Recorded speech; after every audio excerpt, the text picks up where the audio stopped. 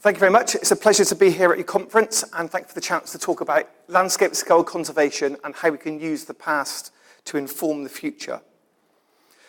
As we're all aware that habitat loss and habitat fragmentation is a global problem, and it's something that we're trying to tackle across the world.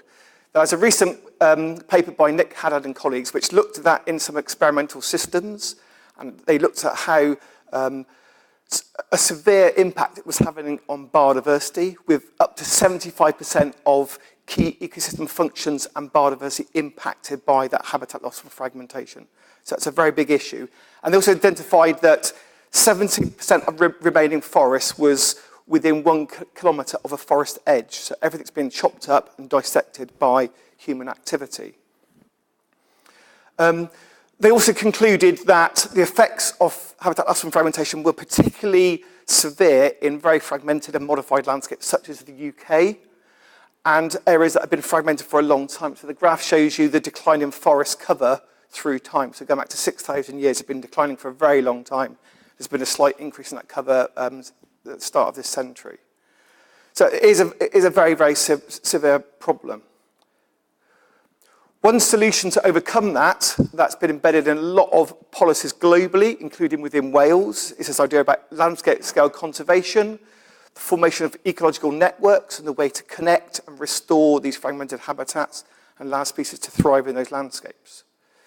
This is the figure that's commonly used from some of the work in England, and the idea of having patches of habitat, restoring connections, restoring stepper stones, and this idea about bigger, better, more, and joined up habitats.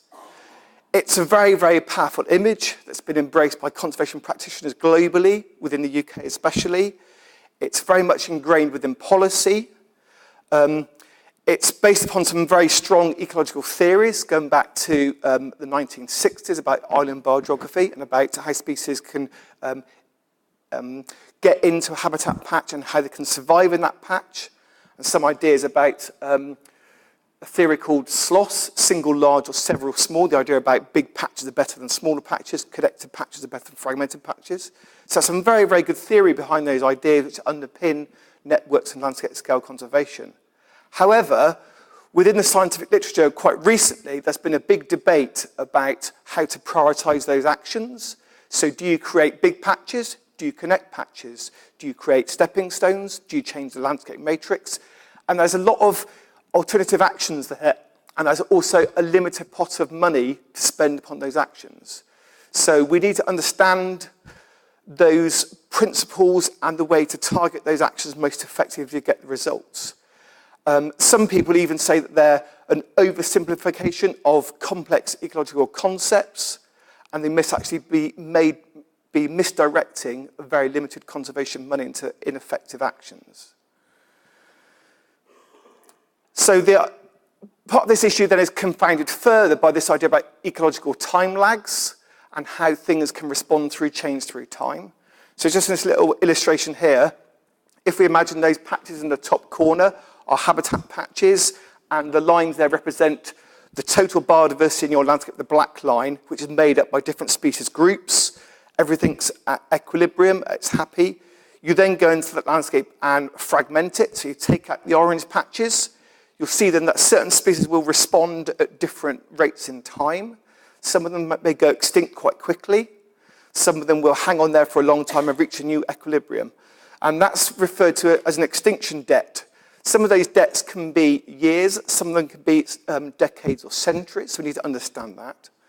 And then about restoring and putting habitats back, so if you then go to the next stage where you think, well, I'll restore some of those orange patches and plant some new green patches, you're restoring that system, and that brings an idea about colonization credit or immigration credit, where you wait for those species to respond to the action through time. So in terms of targets, it can have a very big impact.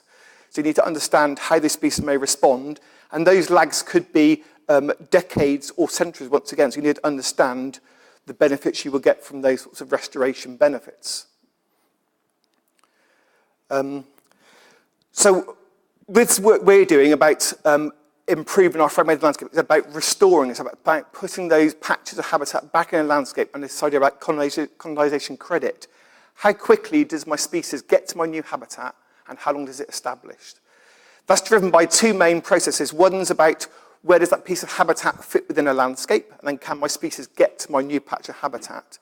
And the other one is about the attributes of the habitat you're creating, about what quality is that habitat? Are the trees big enough? Has it got the right shade requirements? Is the soil right for it? So we can understand the role that the landscape context plays, but also the site attributes of the site that you're restoring.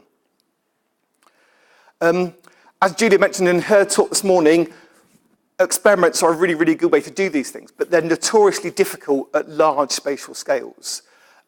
This is one of the best examples globally where they created patches of connected habitat patches with corridors. So they're creating savanna woodland habitat within a conifer plantation. So they've managed to create patches of equal size with corridors between them.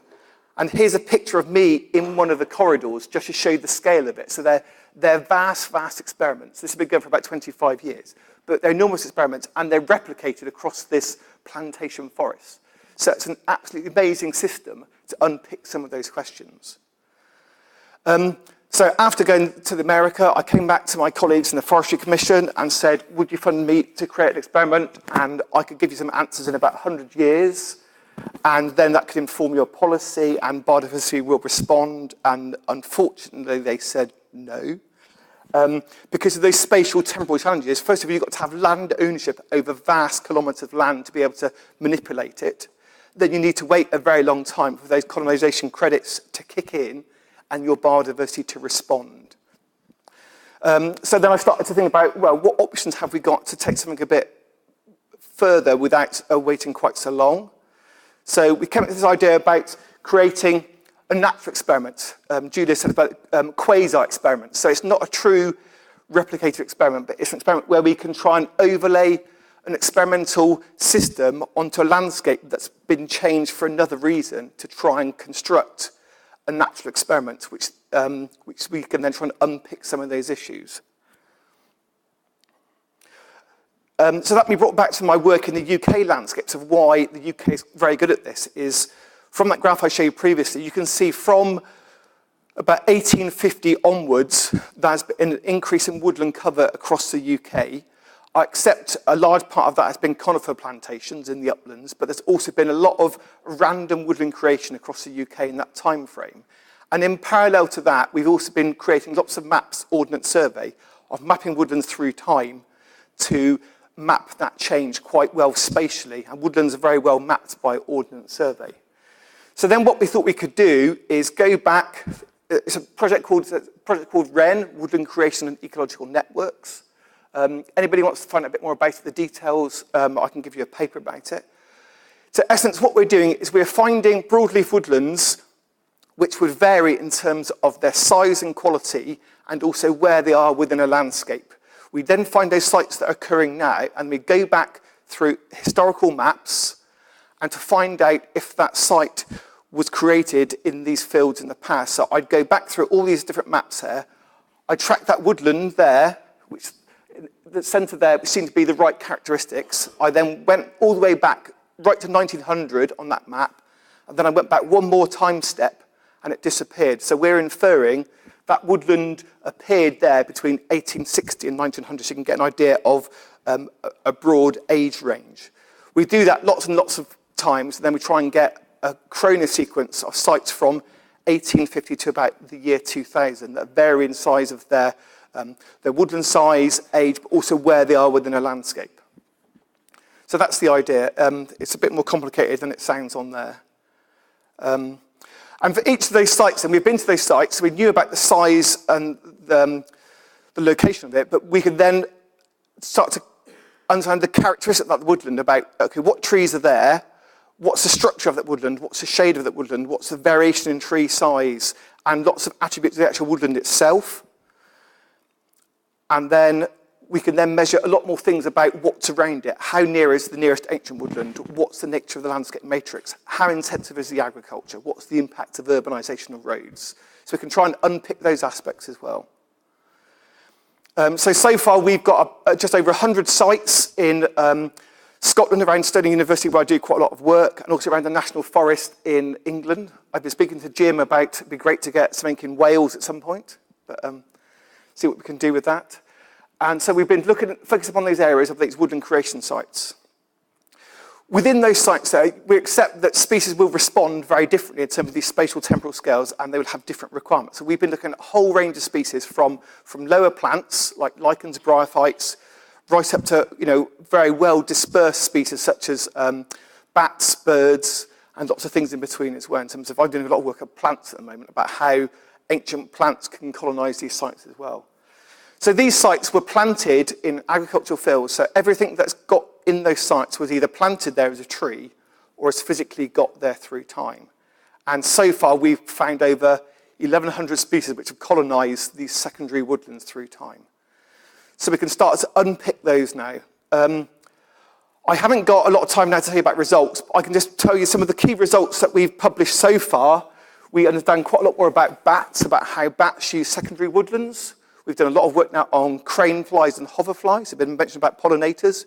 We've got an idea about how pollinators use these sites and how that can inform future planning. A lot of information about birds, even migratory birds, and how they may settle in these sites there.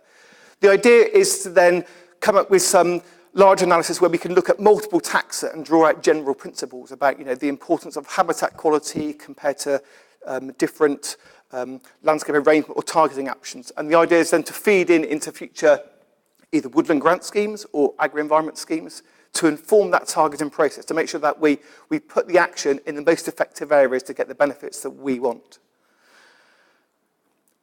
There's lots of people involved in this work. I'd like to a special thanks to Kirsty Park and Elisa Fuentes, my main collaborators at the University of Stirling, but also lots of organisations for funding. Funding was very much a piecemeal process. So this project's ongoing. It's modular, so we can bolt on different bits of work. We're looking at soils now, and we're looking at soil biodiversity and all sorts of things. So there's lots of people who've been involved in that, and lots of field workers. So that's all the people on the right-hand side that have done surveys. We've had a number of PhD projects, master's projects, and all sorts of things. If it's interesting, you want to find out more about the project, we've got quite an active website, just called renproject.com. We've got quite an active Twitter account, and I also tweet quite a bit as well. So if you want to know any more about it, any of the papers or the results in any more detail, please do find me. I'll be around for the rest of the day. If you want to talk about it, please get hold of me. Okay? Thank you very much. Thank you.